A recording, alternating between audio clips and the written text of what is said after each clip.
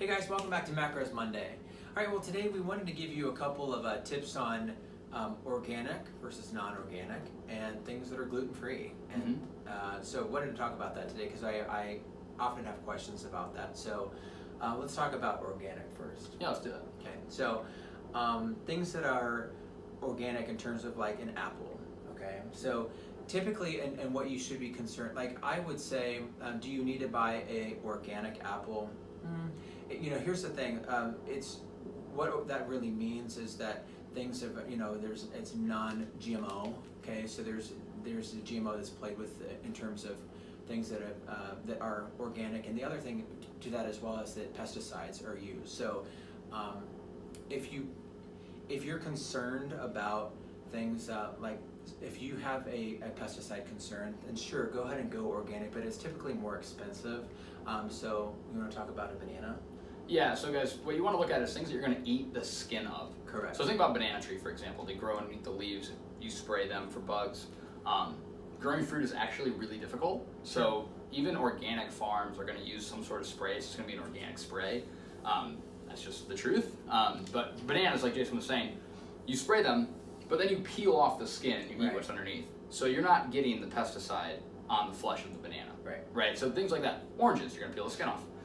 Berries are one that you are not going to peel the skin off. Right. You might consider going organic if you are concerned with pesticides. If you're concerned with Yeah. And there's really no right or wrong here. It's really like if you think it's important, because no research says one way or the other. They don't have definitive guides that say that organic is healthier, aka has more nutrients per calorie than non-organic. So it's really like, what do you think is right for you and your family? And if you think that you're worried about pesticides, then go organic. Right. And the other thing too, if you'll notice in the store, things that are organic are going to be a little bit more expensive. Yeah. So, and I tell people most of the time, like if you are like if you're not really concerned, make sure you wash your strawberries and your blueberries, and wash the things that don't have, as you're saying, the hard outside skin there. So that's going to save you a couple bucks in the long haul. Well, I mean, and it depends, like week after week, you're going to save a lot of money over time. A significant amount of money. So, but at the same time, we're not saying it's wrong to buy organic. Like, no. if you think it's worth the investment, then by all means, do your thing. Absolutely. Now, things that are gluten-free. So, here's the thing to that. So, is there such thing as a gluten-free brownie? Is that, yeah, they exist. They do exist. Does that mean that it's better than a not gluten-free brownie? No, it definitely does not. No, it does not. In fact, did you know, guys, even long before gluten became a trendy thing to take out of food, Oreos have been gluten-free, I believe, forever. So, kind of one of the staple, like, I'm going to treat myself foods is, in fact, gluten-free. So, and if you don't have a gluten sensitivity / celiac disease, but you need to have a celiac disease to really make a difference, all you're doing by cutting gluten completely out of your diet is limiting the wide range of nutrients that are in grains. Like, oats are on the table of most CrossFit Games athletes, for example. Correct. Now, if you have celiac disease, you need to make sure that you're eating gluten-free all the time. Right. It can really hurt you. That's just, you're going to find more than anything, if there's a bothersome in the gut, is what that comes down to. So it's, you know, and know that gluten is a protein, so, and it's a bonding substance as well. So that's, I mean, think about, like, if you think about dough, for example, like a pizza dough ball, you know, there's gluten in dough. Stretchy. So, Makes it stretchy stuff. It's the what makes it so elasticity in the dough. Right. That's why it's so good. Yeah, that's the elasticity in the dough, so is what it comes to be. So, no, I mean, you know, like things that are, like, you go to the cookie aisle, it's like, should I get gluten-free Chips Ahoy or regular Chips Ahoy?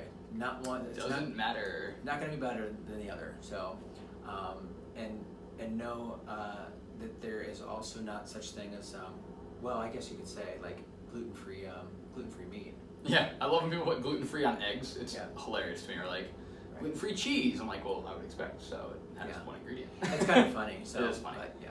So they're just some things to think about. You know, the questions that we get asked. You know, organic versus non-organic, and then gluten-free. You know, like, does it make a difference? So.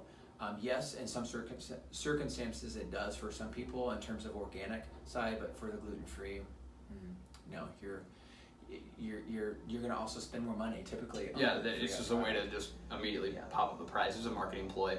If you have celiac disease, you need to be eating gluten-free. You need to stay away from gluten. Sure. I had a client a long time ago who was a celiac, and she was like, yeah, but I eat gluten all the time. And I'm like, I'm not saying this because I want you to be skinnier. Right. I'm saying this because I'm worried about you. Your Like, health, you need correct. to It Yeah. causes a lot of problems in your stomach. You guys can look those Yeah. up. But if you're not gluten free, but you find that bread makes your stomach upset, okay, then don't eat it. But don't think that just going gluten free makes you healthier automatically. Typically, too, when he's saying, you know, you have IBS or there's things with colitis Yeah. and different things like that that actually can be effective. So, but yeah, so we just wanted to give you some tips on that today because we've been asked that quite a bit lately. So I thought, you know, it's kind of a good topic to talk about. So, all right, guys. Well, you have a good rest of your week, and if you have a question for us, let us know. Otherwise, we'll come to you next week with some tips and tricks on Macros Monday. Have a good week. Take care. Bye.